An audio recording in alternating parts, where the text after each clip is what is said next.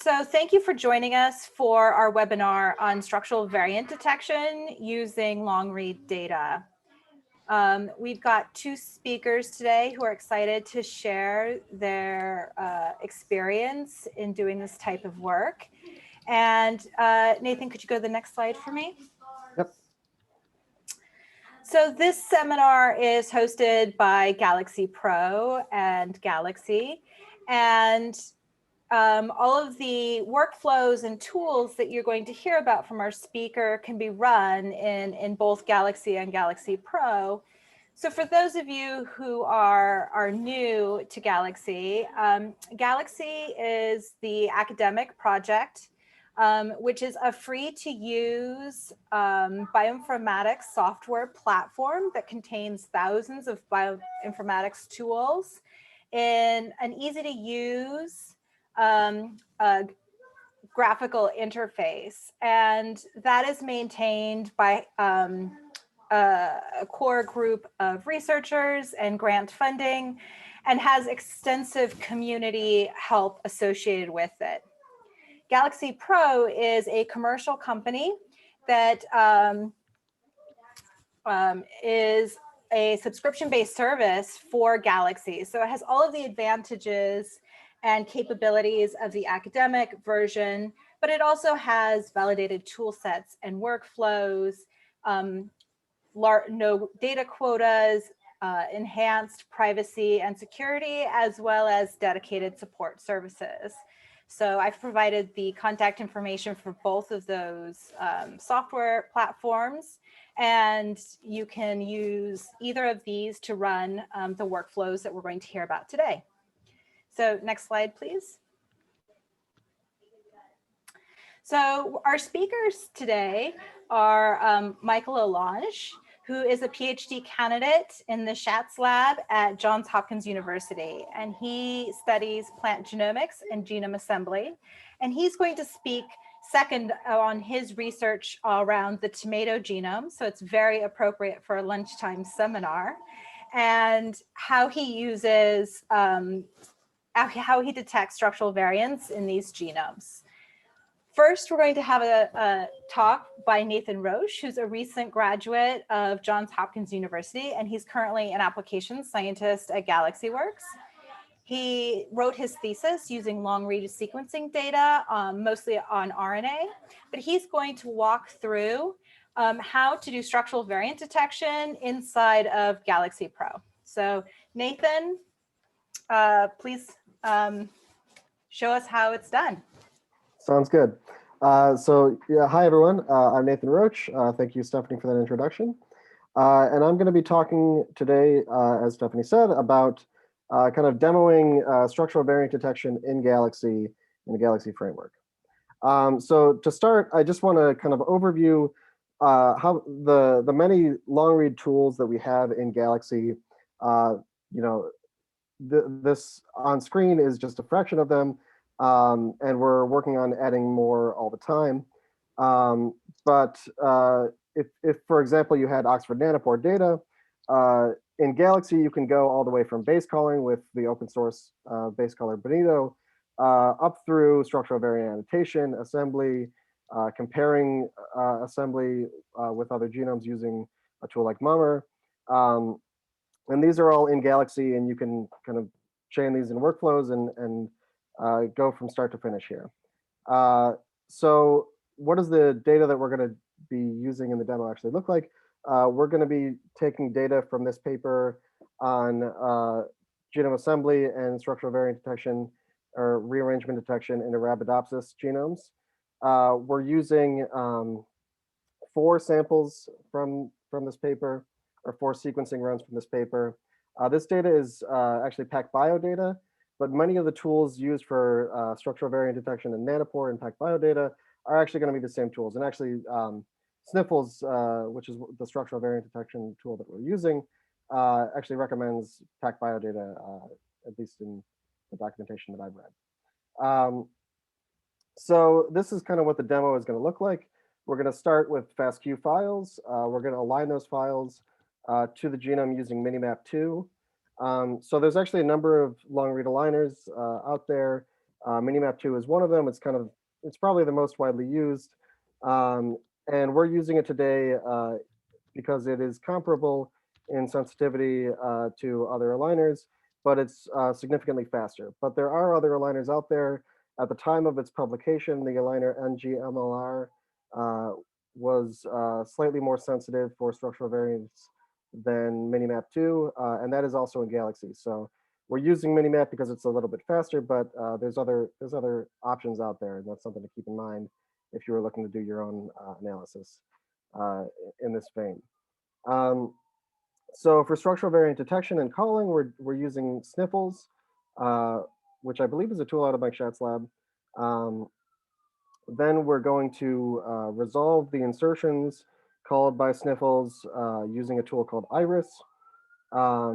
What that's going to do is just take the reads that are contributing to each insertion in the called VCF and kind of call consensus insertions and kind of improve those insertions. Because of the error rate of long read sequencing, you're going to want to do this just to be more confident that the insertions that you're calling are as high quality as possible. And then we're going to merge these SVs with a tool called Jasmine. So Jasmine, basically SVs in different samples are not necessarily going to be called at exactly the same position.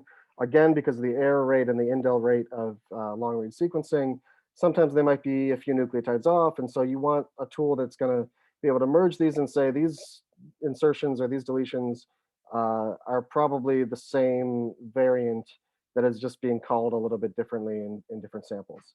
And so the output of this workflow or this kind of chain of tools is going to be a VCF file. And depending on your application, you can do a lot of things with different VCF files. You can annotate those variants. But that said, let's get started. So this is Galaxy. To anyone who has used Galaxy before, this should look pretty familiar. So Galaxy Pro has the same 3-panel interface as regular Galaxy. And we're going to start by aligning these reads. This is just a subset of the reads from one of the samples in the paper that I showed. And we're aligning this with Minimap2. So we're going to scroll down to the Nanopore section, map with Minimap2. Now in Galaxy, if you have a kind of genome that is not in the kind of database that we have of pre-assembled genomes, you can use the history, use a genome from history and build the index that way. But what we're going to do is use a pre-built index for Arabidopsis, specifically the TER10 genome. We're going to align these reads, and we're going to use PacBio preset settings in Nanopore, or sorry, in Minimap. So these are just settings that are kind of tuned for PacBio's error profile. It compresses the homopolymers when doing the mapping, and then expands them afterwards, and then sets the K-mer size a little bit larger because the error rate is a little lower in PacBio than it is in Nanopore. So we're going to start that alignment, and that's going to take a second to queue, and then it'll get started. Yep, so that's going to be running. In the meantime, so alignment is going to take a little bit. In the meantime, we're going to switch to a different history where these alignments have already been done and get started on kind of downstream tools. And then we'll come back to that alignment at the end. So once we've aligned the data and gotten kind of the alignment and the MD tags corresponding to that alignment, we want to do the actual structural variant detection. So for that, we're going to use Sniffles. We're going to use this data with the MD tag. So the MD tag is just a way of representing kind of complex insertions in the BAM file itself, so that you don't have to rely on the reference when doing this structural variant calling. So we're going to use default settings for Sniffles with one exception. So Sniffles has an option here to report the reads that have contributed to the structural variant call that they're making. We want it to report all of those reads because the downstream tool Iris is going to use those reads, use those read IDs to do its insertion refinement. So we're going to set this to -1, and the reason that we're doing that is, as you can see in this help statement here, if you set it to -1, it's going to report all of the reads that contribute to each structural variant. So we're going to execute sniffles here. And sniffles should run quite fast. It's a pretty fast tool. So it's going to take a second to queue, but it shouldn't take too long to run.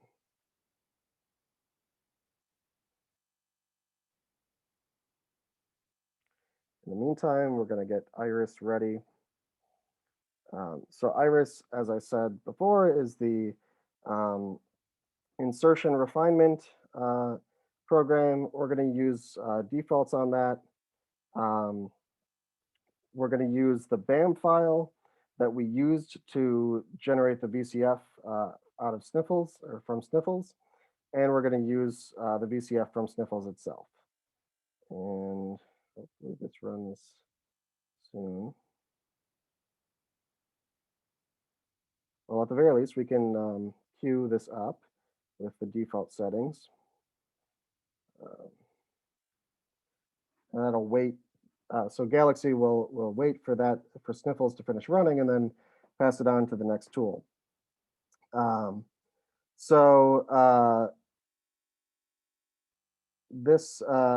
We also kind of have another history here of Iris already ran on a number of samples of refined insertions out of Iris. And so these are just, VCF files as called by Iris. And we can run Jasmine on this to combine these structural variants across samples. So this is a collection. You can also, in Jasmine, select multiple VCFs and merge them that way. But we've structured these in a collection in Galaxy, so we're going to use that. And we're just going to use default settings here. And there's a number of kind of parameters here, but defaults work fine for our purposes here. And we're going to run Jasmine, and that's going to result in a single VCF file for all of our samples once it's done queuing up. I'm not sure why Sniffles isn't finishing. That said, we can switch to a history in which it has finished ahead of time because we've ran all this in advance. And so what Jasmine is going to look like is just a typical VCF. It has a number of info fields here, as you can see, and quite long insertions and deletions. And we can then take this VCF and pass it on to a number of downstream applications. So for example, you can annotate this VCF with VCF anno, which can allow you to kind of overlap it with genomic coordinate files like a bed file that tells you what gene it falls in, or other features of the genome. So that's kind of the demo. I'm sorry that it's not. Oh, okay, so Jasmine finished from this, and Iris is running. So as you can see, it's the same result. It's just from this other history, and then Iris should be done in a second. But basically, this is kind of the basic workflow for structural variant detection in the framework of Galaxy. And with that, I think I will hand it off to Mike.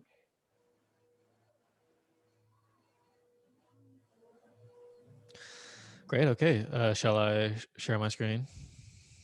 Okay. Thanks. Yeah, that was a really nice demo.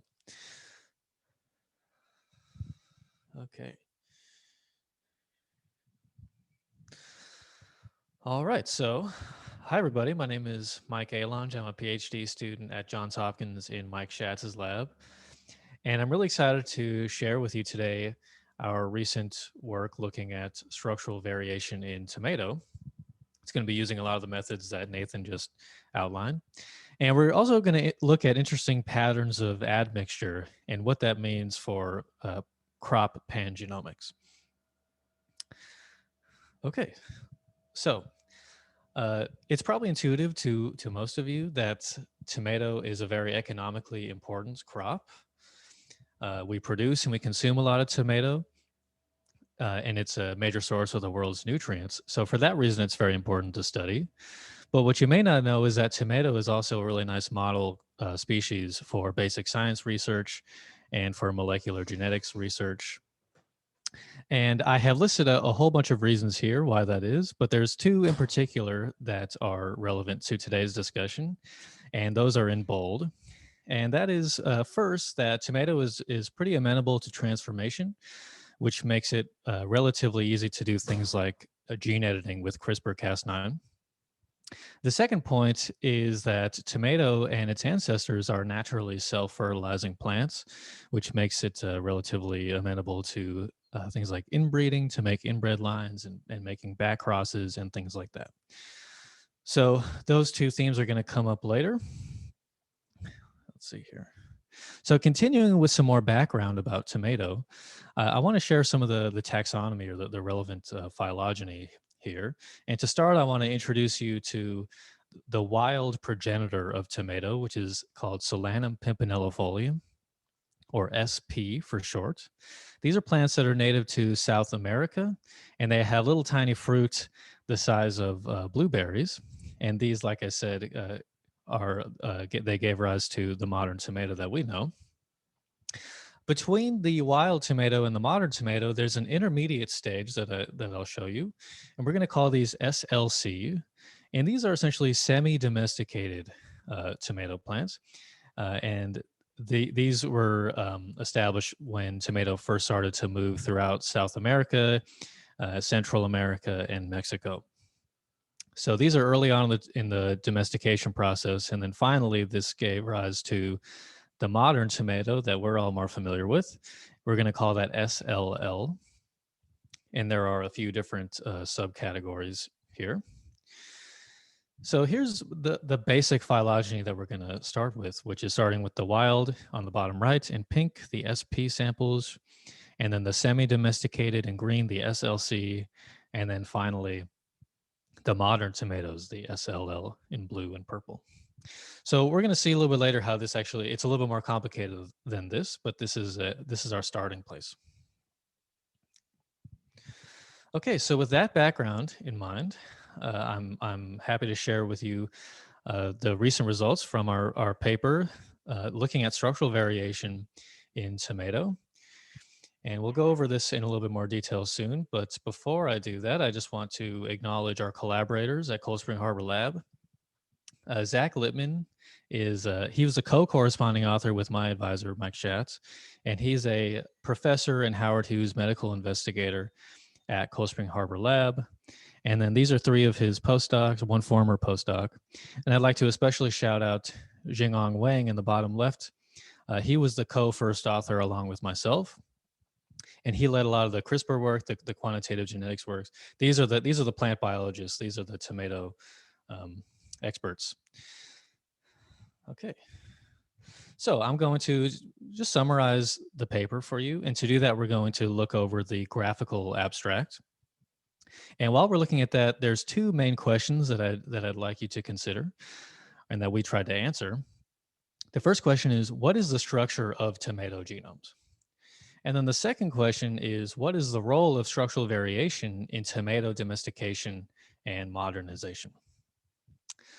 Okay, so to give a brief summary, we're going to start here at the top of our graphical abstract. And we started by sequencing 100 different accessions, 100 different tomato varieties with Oxford Nanopore long reads. And then we aligned those reads to the reference genome, called structural variants, and established our database of SVs, or what we call the pan-SV genome. And that's really the foundation of the study. So given that database, we then want to look at phenotypes, basically. So the first thing we looked at was if we could correlate the presence or absence of certain SVs with gene expression profiles. And then we looked at three higher order phenotypes. So we looked at SVs that influence flavor, fruit size, and then reproductive productivity. And for the latter two, we were able to find causal SVs, and we were able to demonstrate that with CRISPR-Cas9. Okay, so that's just a brief summary, and now we can go into some more detail here. And we're going to start off by answering the first question. We're going to spend most of our time just looking at this first question. So, what is the structure of tomato genomes? Okay, well, to answer that question, the first thing we're going to do is call SVs. And Nathan just did a really great job of going over our pipeline and how you can implement that pipeline yourself in Galaxy. And this pipeline here more or less mirrors what Nathan just said. I would just like to shout out Melanie Kirsch at the top right here, who was the developer of Iris and Jasmine. And if you recall, Iris was used to polish insertion sequences, and Jasmine was used to merge our samples across merge our SVs across different samples. So what the final product here is one big VCF file where each row is a particular structural variant. And then within that row, we have encoded which samples contain that SV, and then also if it intersects with interesting features like genes or cis regulatory elements.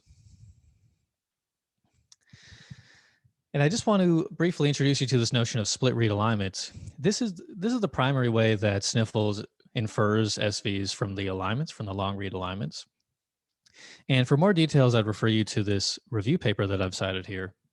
But I just want to introduce the topic and say that split read alignment is essentially when you have to break your alignment into chunks in order to align your read.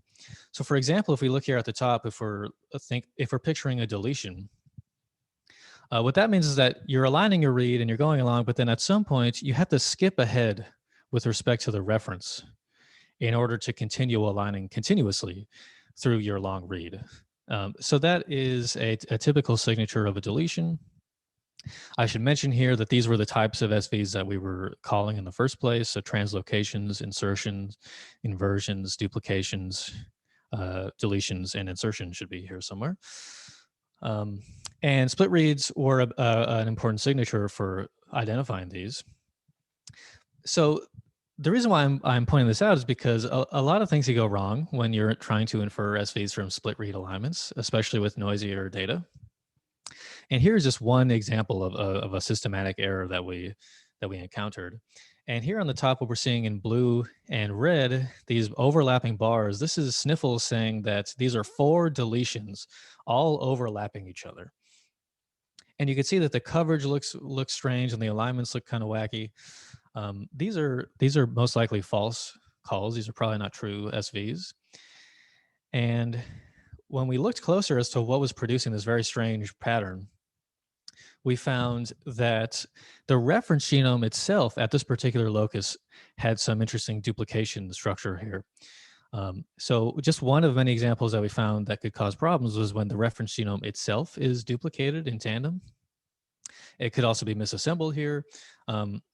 So like I said, this is just one example. And the main takeaway here is that you really need to examine your data and see what sort of filtering you need to do, what sort of common patterns are arising. So we implemented a custom filtering pipeline that I'll go over here. The very first step that we took was we simulated Oxford Nanopore reads from the reference genome. And then we aligned those reads back to the reference genome, so self-alignments. And then we called SVs with our pipeline. So I mentioned earlier that with these samples, we're looking at mostly inbred lines. So we don't expect to see any heterozygosity. So if there are any SVs called here, that's probably a false call. And we use this technique to mask any regions of the reference genome that were prone to producing false SV calls. The second step that we took was to remove SVs that only had a few reads supporting them. And then the third step is we had to remove SVs that were larger than 100K. This was a slightly unfortunate precaution that we had to take, but it was just the case that our larger SVs were almost always incorrect.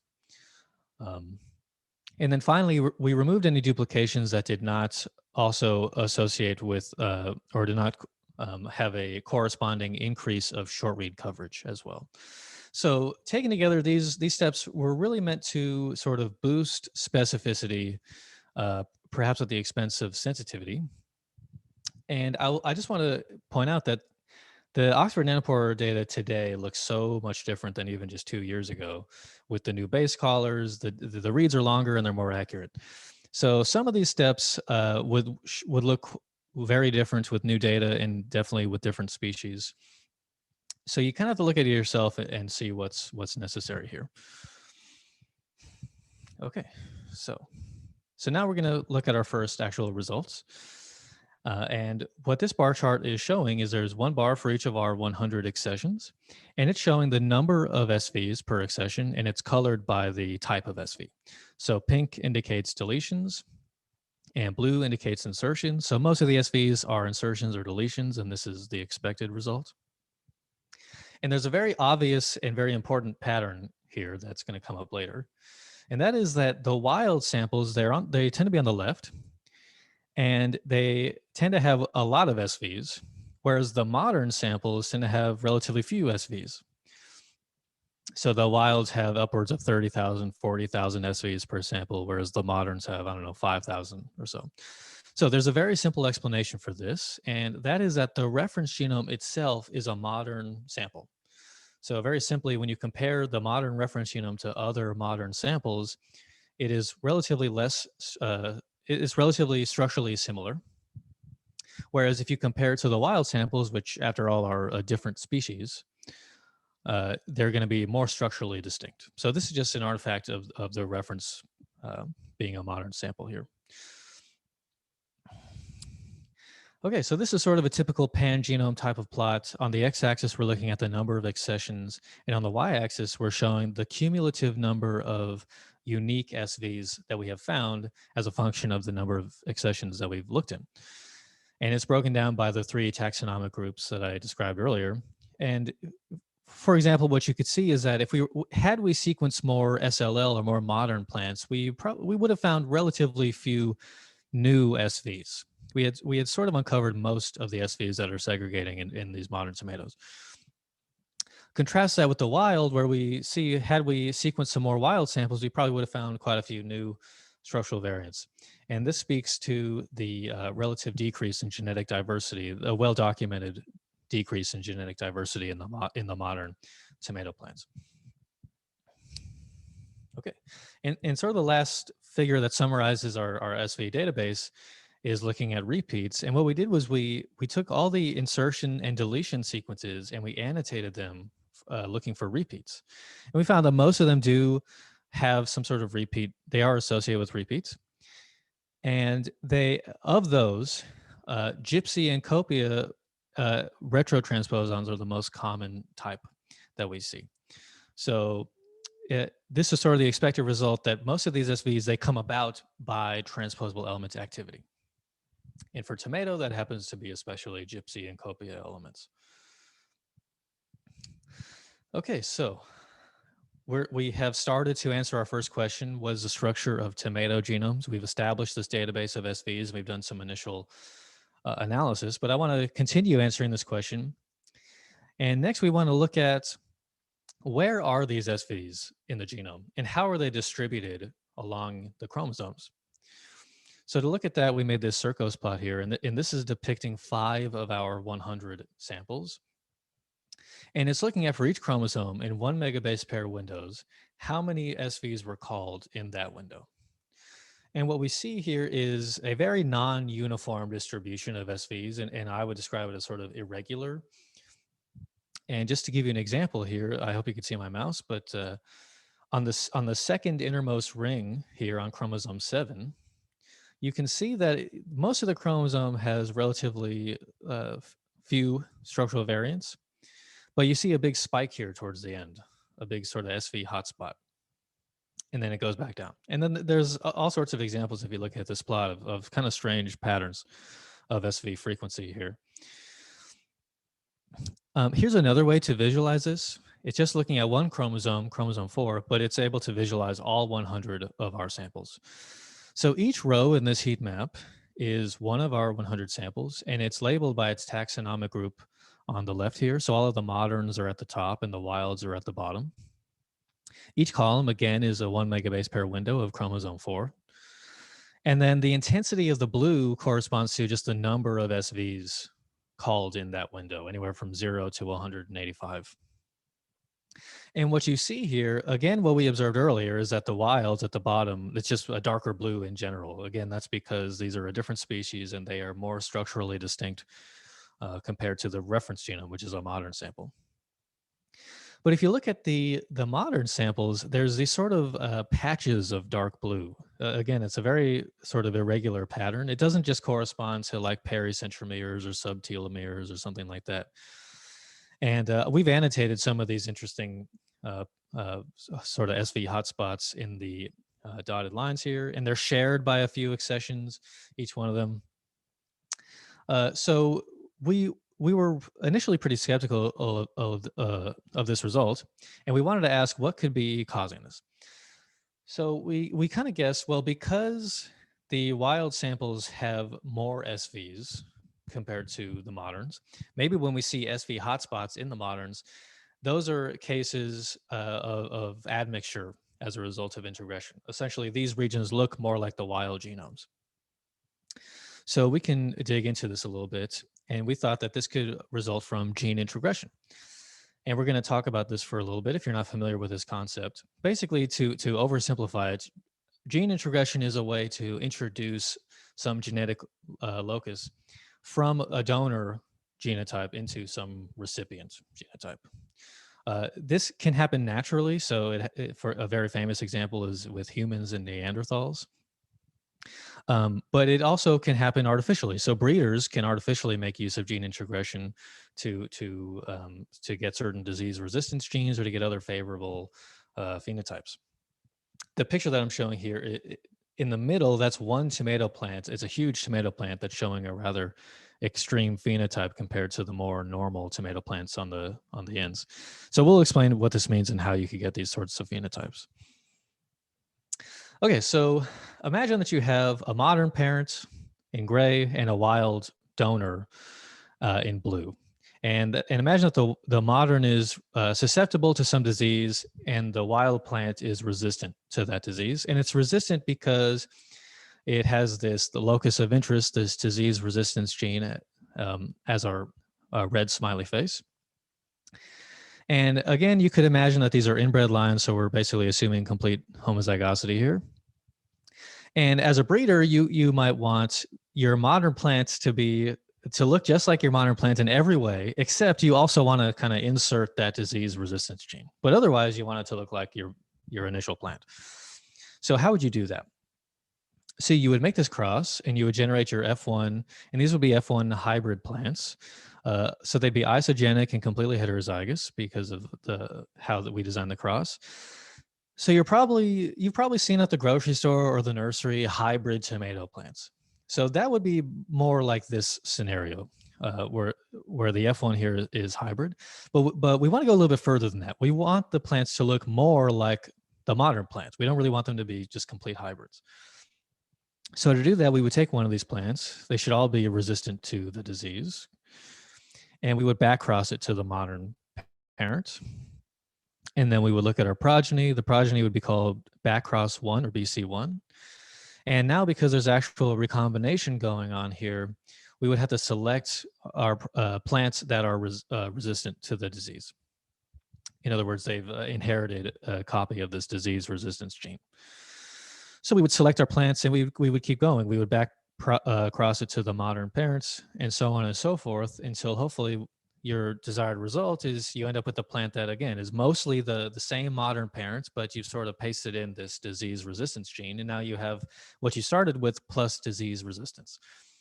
And you could self these to produce homozygotes. Okay, so that's the process. And if you didn't follow me on the crossing scheme, that's okay, because now I'm just going to describe what are the consequences of that. So on the left here, we have an ideogram showing the 12 chromosomes of the tomato genome in blue. And we can imagine that this is sort of how our parents' modern genotype looked like to begin with. But then after the introgression, you could imagine that what we have here is a black line on chromosome 7. And that's indicating that this portion of chromosome 7, that actually came from the wild plants that we started with. So you could kind of think of it like instead of the whole genome being a hybrid genome, It's just chromosome 7 that's kind of like a hybrid chromosome. But everything else, all the other chromosomes are exactly the same as the modern parents, but chromosome 7 is like half from the wild parents, half from the modern parent. And you can imagine that such an introgression could lead to an extreme phenotype like what we see here in panel B. So the paper that I'm citing here, they had a whole bunch of introgressions covering the entire genome. And one of these introgressions did cause this extreme phenotype. I don't know which one. But anyways, researchers make use of this, and breeders make extensive use of this because it's relatively efficient to do in tomato. Okay, so now going back to our results, what does this mean for what we're trying to do here? So on the left, you recall the blue heat map, which is showing SV hotspots, and we see our patches of hotspots. On the green, what we're seeing here is the same rows, same columns, still on chromosome 4. But instead of looking at the number of SVs, we're looking at the similarity to the wild plants. So a more intense green means that region looks a lot like the wild plants. So what we see here is that, an intensity of blue correlates with an intensity of green. And what that means is basically when we observe more SVs, those regions tend to be very similar to the wild plants. In other words, those are likely to be regions that have been introgressed from wild plants into a modern background. So chromosome 4 here, for some of these plants, like in the dotted black box, we're seeing most of chromosome 4 resembles more of the wild tomato genome more than the modern tomato genome. Okay, so we're going to come back to that in a little bit. But before we do, I want to spend less time, but a little bit of time on our second question, which is what is the role of structural variation in tomato domestication and modernization? So to go all the way from the wild plants in South America that have the tiny little fruits, all the way to the modern plants that we know that have very large fruit and the plants look quite different, how did SVs play a role in those phenotypes? And the graphical abstract shows 3 particular traits, and I'm just going to go over one of them. Probably the most intuitive example is fruit size. And we found a duplication that causes an increase in tomato fruit size. And I'll just give a little bit more details here. So our collaborators a few years back, they correctly identified this gene called SL-CLU as being involved in tomato fruit weights. So they got the gene right, but then they tried to take a guess at what the variant was that regulated this gene. And they found this SNP in the promoter region of this gene that was correlated with the increased fruit weight. But then when we queried our database, we saw that this gene, this SL-CLU gene, was actually duplicated. It was completely duplicated. And that duplication was also correlated with this increase in fruit weight. And our collaborators were able to make an F2 population that was segregating for the duplication, but fixed for the SNP. And they were actually able to rule out the role of this SNP that they had initially hypothesized. So beyond just being correlated with fruit weight, Zhengong led an experiment with CRISPR-Cas9 that was able to demonstrate a causal relationship. And very briefly, what he did essentially was he made 3 different plants here that are completely genetically identical, except for in how many copies of this SL-CLU gene that they have.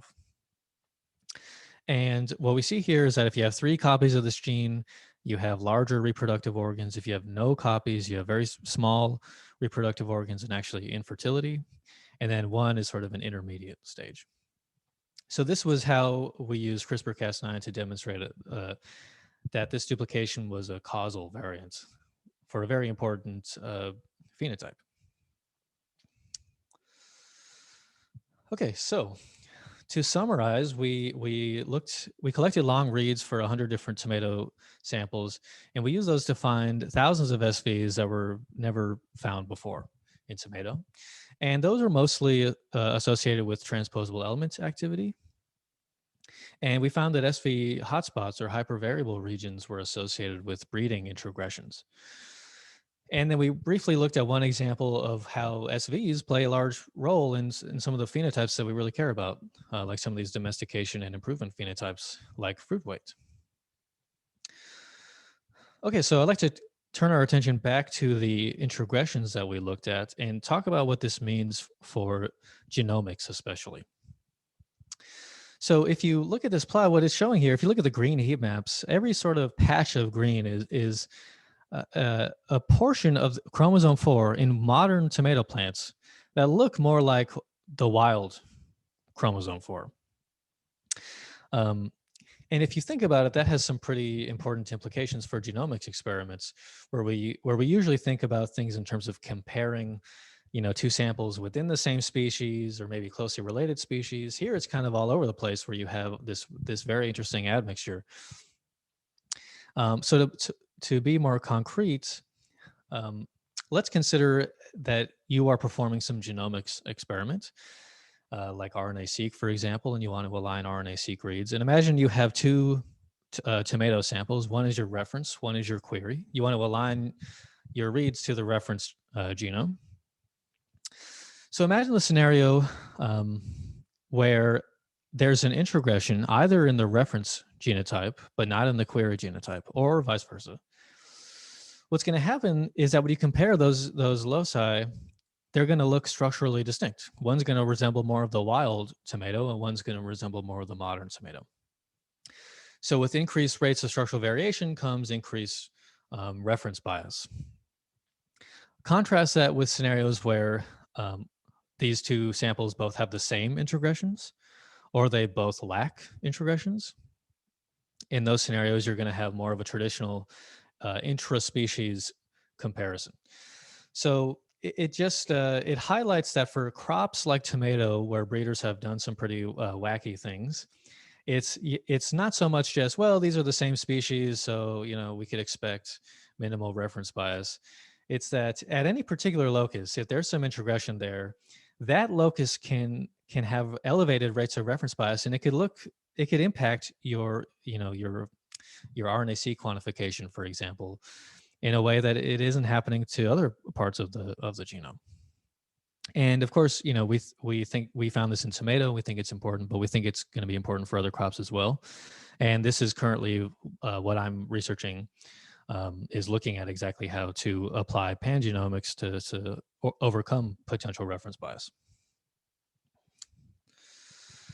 Okay, so with that, I would like to thank Mike Schatz, my advisor, and members of our lab, and then, of course, Zach Lippman, Jingong Wang, and the rest of the Lippman lab at Cold Spring Harbor lab, and the rest of our collaborators. And yeah, I'd be happy to take any questions. Thanks, Mike and Nathan. Those were great presentations. I have to say, I think I'm going to make sure I have some tomatoes for lunch today. Does anyone have any questions for our speakers?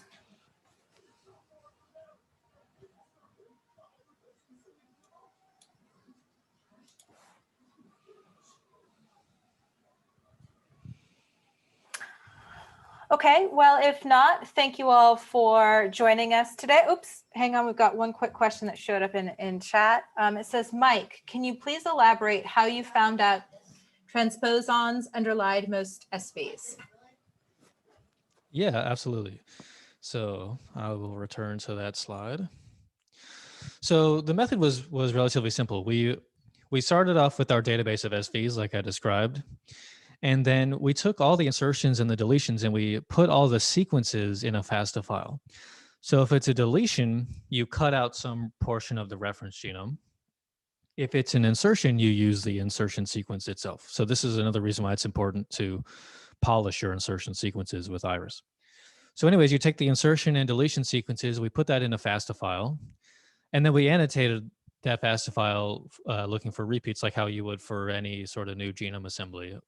We use a tool called Repit, which is the same tool that we use for all of our repeat annotations, and it's described in the paper. But you could use, something else. And then, yeah, what we did was we looked, we first asked, of all the insertions and deletions, how many of them are annotated with at least one repeat? And it turns out most of them were annotated with at least one repeat. And then of the insertions and deletions that were annotated with at least one repeat, then we drew this plot, which is, what type of repeat did we find? So like I said, we found mostly gypsy and copy elements. And then the count is just the number of repeats, and the base pair that's showing the actual number of base pairs that was repetitive.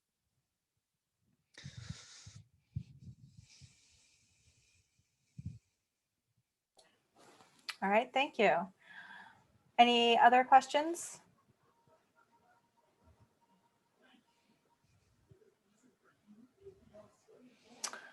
All right, if not, thank you, Mike and Nathan. I appreciate you sharing your work on structural variant calling using Oxford Nanopore and other long read technology data. Thanks a lot. And to everyone who joined us, thank you for joining us. I hope you enjoyed it. And I will be making the recording available to the participants in the next couple of days. Thank you all for joining us. Thank you.